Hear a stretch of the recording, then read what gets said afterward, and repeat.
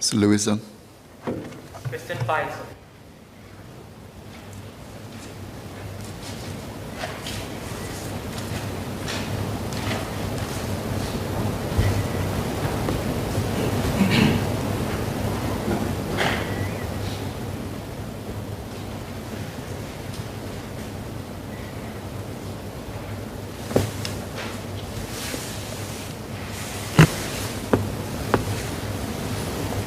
Speaker, may I take questions 5 and 6 together? Yes, please.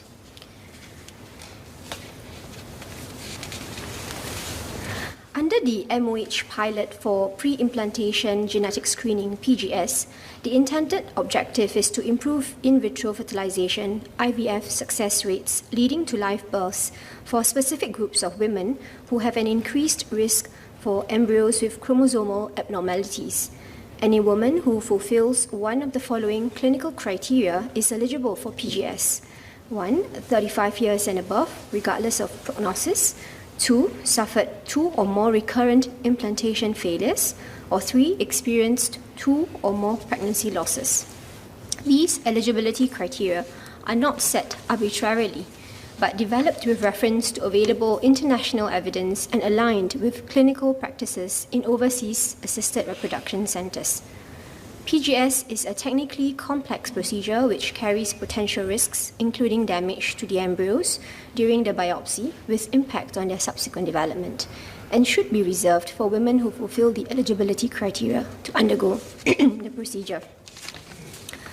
The MOH provides substantial funding for the pre-implantation genetic screening pilot program. It has extended $1.7 million in funding to support the manpower and operations of the PGS laboratory and half of the PGS consumables costs. As a result, participating patients are charged only the remaining costs of the PGS consumables, which average about $1,100 per test, as well as the cost of the embryo biopsy to remove cells for PGS testing, which ranges from $2,500 to $4,500. PGS is performed together with IVF. For IVF, patients can receive government support through the Assisted Reproduction Technology Co-Funding Scheme, as well as tap on their Medisave. A total of 367 patients were recruited for the PGS study, more than the targeted 300 patients. MOH will continue to assess the clinical effectiveness of PGS, including looking at overseas data, collecting more data from cases here in Singapore. MOH will also explore options for co-sharing of costs of PGS for patients who are keen to be part of the study but have affordability concerns. If PGS is included as a mainstream healthcare service, it will then be assessed for means-tested subsidies. Mr. Lewison.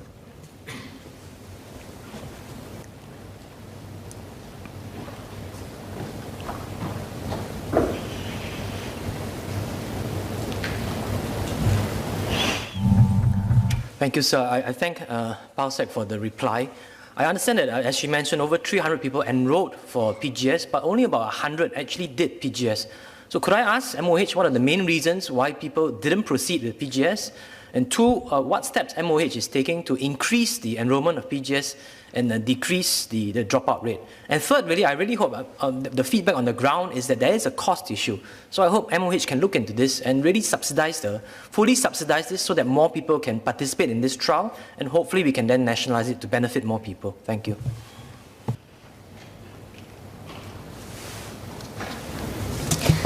I thank member for the question.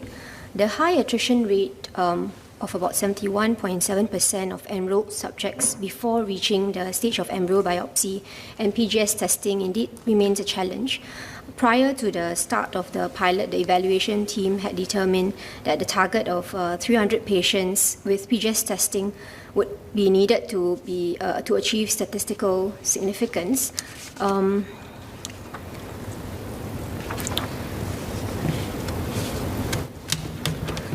As of 30th September 2020, a total of As mentioned earlier, 367 patients were enrolled, but only 104 had embryo biopsies performed. Almost half of the patients changed their minds after the ovarian stimulation and fertilization stage and proceeded with embryo transfer directly without performing PGS or decided to freeze their embryos instead. Other patients did not proceed with a biopsy due to medical reasons, such as poor quality of the blastocysts or embryo arrest. And of these 69 patients with euploid embryos, 60 underwent embryo transfers. This led to 31 pregnancies with 15 live births, 8 miscarriages, and 8 ongoing pregnancies. So as the member rightly pointed out, we do need a bit more data to fully study this, to understand its clinical effectiveness. MOH is doing its best to try and assist and support as many patients as possible to go through this process, and this remains something that we will continue to review. In as far as the cost is concerned, this is something that we understand is a challenge for the patients who really need support for this. We will look into this matter, but as it is at the moment, there is limited and inconclusive evidence on the clinical effectiveness, and we do need to proceed carefully with this process because there are also impact on the embryo. There's a low risk, but there is still risk to the embryo, and we do need to make sure that the right people proceed for this procedure.